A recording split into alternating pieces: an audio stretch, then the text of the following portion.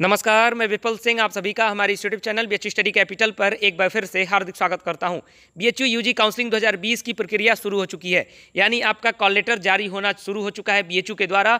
इस समय फिलहाल मैक्सिमम यूजी कोर्सेज का बीएचयू के मेन कैंपस के लिए और रेगुलर फी सीट के लिए आपका जो कॉल लेटर है वो जारी हो चुका है। लेकिन अभी आपका बीएचयू के मेन कैंपस के लिए पेड सीट का कॉल लेटर बाकी है, एफिलिएटेड कॉलेज के रेगुलर सीट का कॉल लेटर बाकी है, पेड सीट का कॉल लेटर एफिलिएटेड कॉलेज का बाकी है। तो वो सब कॉल लेटर कब आएगा, काउंसलिंग का प्रोसेस क्या है, आपको कैसे काउंसलिंग करानी है, ऑनलाइन काउंसलिंग बेहतर होगा, ऑफलाइन काउंसलिंग बेहतर होगा, कौन सा काउंसलिंग मोड आपके लिए बेटर होगा, यानी आपको क्या प्रीफर करना चाहिए, ये सारी चीज़ें मैं आपको डिटेल करूंगा। और कैसे जाने कि आपका कॉल लेटर आया है, यानी बहुत से सारे लोगों का अभी तक कॉल लेटर नहीं आया है, वो कैसे जाने कि उनका कॉल लेटर आया है कि नहीं आया है, ये सारी चीज़ें मैं आपको इस वीडियो के माध्यम से आपको डिटेल करने वाला हूँ। और कॉल लेटर आने के बाद भी एडमिशन नहीं होता है बीएचयू में, ये क्या सच्चाई है, इसका कितना इसका फैक्ट क्या है, ये सारी चीज़ें मैं आपको डिटेल करूंगा। यानी इस समय आपके जितने प्रश्न आ रहे हैं लगातार उसको कंसीडर किया जाता है बीएचयू स्टडी कैपिटल हमारी टीम के द्वारा। आपका जितना कमेंट आता है क्वेरी के माध्यम से उसे पढ़ा जाता है, उसके बाद उस पर एक साथ वीडियोज लाए जाते हैं। यानी अगर कोई एक क्वेरी आ रही है किसी छात्र की तो वो जरूरी नहीं है उसी की एक क्वेरी हो, बहुत सारे लोगों की वो क्वेरी हो सकती है, बहुत सारे लोगों के मन में वैसा प्रश्न उठ सकता है। इसीलिए उन सारी क्वेरी को मैं कंसीडर करता हूँ, उसे पढ़ता हूँ, उसके बाद उस पर वीडियोज लाता हूँ सारा एक ही साथ जोड़ करके, ताकि जो सभी के मन में क्वेरी उठ रही हो सबका सोल्यूशन एक साथ हो जाए। इसलिए आप सभी वीडियोज को रेगुलर देखते रहिए। बीएचयू स्टडी कैपिटल पर जो भी वीडियो आ रहा है लगातार आपकी क्वेरी पर आधारित होता है। पूरा वीडियो देखा कीजिए, स्किप करेंगे तो हो सकता है आपका जो कोई इन्फॉर्मेशन हो वो मिस हो जाए और आपको सही से चीज़ें समझ में ना आए। इसीलिए लगातार पूरे वीडियोज को देखा कीजिए और जो भी क्वेरी उठ रही हो मन में कमेंट बॉक्स में लिख करके छोड़ दिया कीजिए, वहाँ पर आपको रिप्लाई मिल जाएगा या फिर वीडियोज के माध्यम से आपको जो उसका उत्तर है वो जरूर मिल जाएगा। अब मैं बात करता हूं सबसे पहले बीएचयू यूजी की जो काउंसलिंग शुरू हो रही है उसमें आपको ऑनलाइन कराना चाहिए या फिर ऑफलाइन। सबसे पहले काउंसलिंग प्रोसेस का थोड़ा सा अगर बात कर लूं, उसके बाद मैं आपको डिटेल में भी सारी चीज़ें बता दूंगा।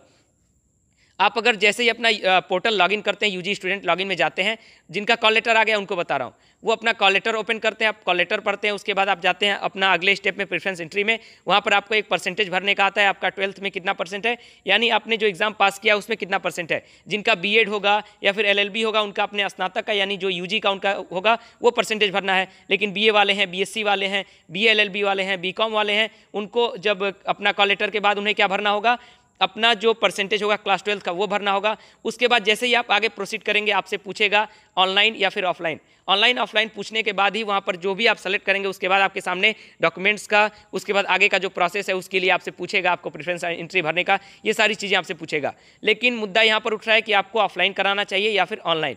मैं आपको क्लियर कर दूँ कि बीएचयू काउंसलिंग 2020 के लिए आपके लिए ऑनलाइन भी ठीक है, ऑफलाइन भी ठीक है। ऑनलाइन में कितना अच्छा है और ऑफलाइन में कितना अच्छा है, दोनों चीज़ें मैं आपको एकदम क्लियर कर देता हूं।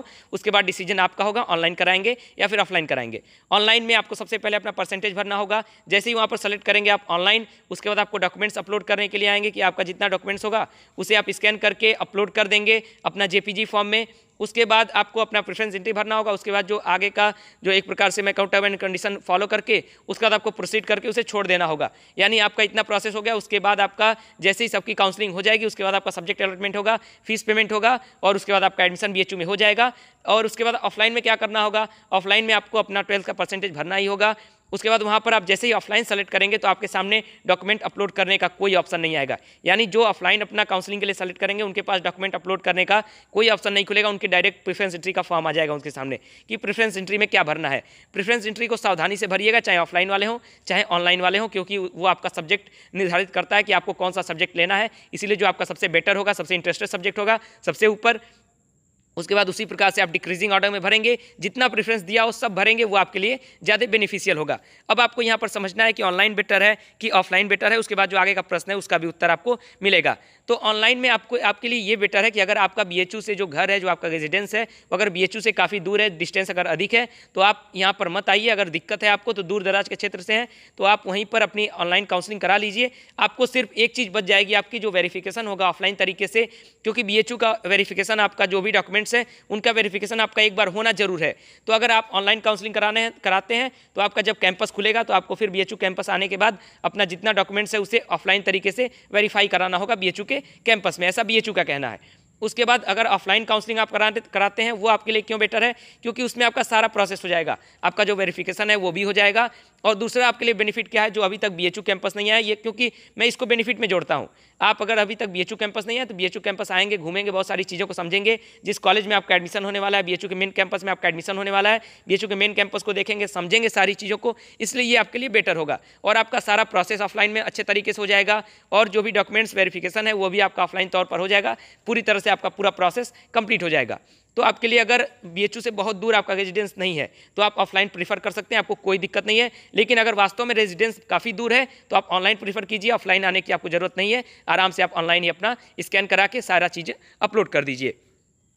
यानी आपके लिए क्या बेहतर होगा और ऑफलाइन या फिर ऑनलाइन, ये मैंने आपको क्लियर कर दिया, पूरा फैक्ट मैंने आपको बता दिया। अब डिसीजन आपके ऊपर है कि ऑनलाइन कराते हैं या फिर ऑफलाइन कराते हैं। बहुत बड़ी दिक्कत किसी में नहीं होगी, ना ही आपको ऑनलाइन में कोई बहुत बड़ी दिक्कत आएगी या फिर ऑफलाइन में कोई बहुत बड़ा डिफरेंस नहीं है। लेकिन जो मैंने डिफरेंस बताया कि आपका जो ऑफलाइन वेरिफिकेशन होता है वो आपको ऑनलाइन वालों को भी बाद में कराना ही पड़ेगा, इसलिए ऑफलाइन वाले एक बार पहले ही अपना करा करके सारी चीज़ें निश्चिंत हो जाएंगे तो वो ज़्यादा बेटर हो जाएगा। सिर्फ यहीं पर आपका थोड़ा सा ये जो डिफरेंस बन रहा है ये चीज़ का है। उसके बाद आपको प्रोसेस कैसे करना है, आपको 12th का मार्क्स मैंने बताया भरना है। उसके बाद वहाँ पर आपको एक बार सोच लीजिएगा, जल्दबाजी मत कीजिएगा कि ऑफलाइन करना है कि ऑनलाइन, आराम से सोच लीजिए, उसके बाद अपना डिसीजन ले लीजिए। आप आराम से 1 दिन का समय भी ले सकते हैं, 2 दिन का समय ले लीजिए, कोई जल्दबाजी नहीं है। ऐसा नहीं BHU रहा है कि अभी आप भर दीजिए, अभी आपके काउंसलिंग की डेट में काफ़ी समय है। उसके बाद कैसे जाने कि आपका कॉल लेटर आया कि नहीं आया, जैसा कि आपके स्क्रीन पर मैं आपको 2 स्क्रीनशॉट दिखा रहा हूँ, एक मैसेज का स्क्रीनशॉट, एक ईमेल का स्क्रीनशॉट। तो जिनका कॉल लेटर BHU के द्वारा इशू हो रहा है, मैक्सिमम का आपका मैसेज जाएगा कि आपका कॉल लेटर आ चुका है BHU के इस कोर्स के लिए, इस रेगुलर फी सीट के लिए। और उसके बाद जिनका कॉल लेटर आ रहा है उसके बाद उनके मेल पर भी मैसेज जा रहा है कि आपके मेल पर, ईमेल आईडी पर जाता है कि आपका कॉल लेटर आ गया है, ये कोर्स के लिए, इस सीट के लिए, मेन कैंपस के लिए, रेगुलर फी सीट के लिए आपका कॉल लेटर आ चुका है। तो ये दोनों तरीका है, आपको मिल जाएगा कि आपका कॉल लेटर आ चुका है। तीसरा तरीका आपके लिए क्या है, तीसरा ये, आप अपना BHUonline.in खोलिए, वहाँ पर काउंसलिंग पोर्टल है, उस पर क्लिक कीजिए। उसका जब नीचे स्क्रॉल करते हैं वहाँ पर आता है UG स्टूडेंट लॉगिन, नहीं, नीचे आप थोड़ा सा और जाएंगे, UG स्टूडेंट आपका आएगा UG स्टूडेंट पोर्टल खोलने के लिए कि आपका जो शेड्यूल है UG स्टूडेंट शेड्यूल। तो UG काउंसलिंग शेड्यूल जब आप ओपन करते हैं तो वहाँ पर आपको क्या मिलेगा कि आपको कितने रैंक से कितने रैंक तक काउंसलिंग किस डेट को होगी, कितने रैंक से कितने रैंक की काउंसलिंग किस डेट को होगी। तो अगर आप प्रीफर्ड काउंसलिंग में हैं तो आपका कॉल लेटर आ गया होगा, इसको भी आपको क्लियर हो जाना चाहिए। तो उसके बाद आपको करना क्या होगा, UG स्टूडेंट लॉगिन में अपना लॉगिन कीजिए ईमेल आईडी और पासवर्ड के साथ। उसके बाद आप वहाँ अपना जो कॉल लेटर है उसे चेक कर सकते हैं, आपका जो भी जो प्रोफार्मा है वो खुल जाएगा आपके सामने। कॉल लेटर को पढ़िएगा, सारी चीज़ों को समझिएगा। उसके बाद मैं बात करता हूं कि कॉल लेटर आने के बाद क्या BHU में एडमिशन नहीं होता है। ऐसा भी प्रश्न बहुत सारा उठ रहा है कि क्या BHU में कॉल लेटर आपका आ गया BHU के लिए तो क्या आपका एडमिशन फिर भी नहीं होगा। तो मैं आपको पहले ही बता चुका हूं, एक बार फिर से बता रहा हूं, BHU जो काउंसलिंग के लिए अपना कॉल लेटर भेजता है वो लगभग सीट की अपेक्षा 3 से 4 गुने कॉल लेटर भेजता है। यानी जरूरी नहीं है कि अगर किसी कोर्स में 700 सीट है तो आपको सिर्फ 700 कॉल लेटर भेजेगा, लगभग 3000 से 4000 तक लोगों का कॉल लेटर भेजता है अगर 700 सीट है। उसी प्रकार मान लीजिए अगर 1300 सीट है किसी कोर्स में तो लगभग उसमें 5000 से अधिक 6000 तक कॉल लेटर भेजेगा BHU के द्वारा, क्योंकि BHU को भी पता है कि सारे स्टूडेंट जो है वो काउंसलिंग अपना नहीं कराते हैं कभी कभी, या फिर किसी का वेरिफिकेशन सही से नहीं हो पाएगा या फिर कोई सब्जेक्ट नहीं लेगा अपना, इसलिए मैक्सिमम स्टूडेंट को बुलाया जाता है ताकि अगर जो छात्र हैं वो एडमिशन नहीं लेते हैं तो फिर जो नीचे से पेंडिंग वाले छात्र हैं उनको ऊपर कर दिया जाएगा। इसलिए BHU 3 गुने से 4 गुने काउंसलिंग लेटर देता है। लेकिन काउंसलिंग लेटर जाने का ये मतलब नहीं हुआ, कॉल लेटर जाने का मतलब ये नहीं हुआ कि आपकी काउंसलिंग होने के बाद आपका एडमिशन हो ही जाएगा।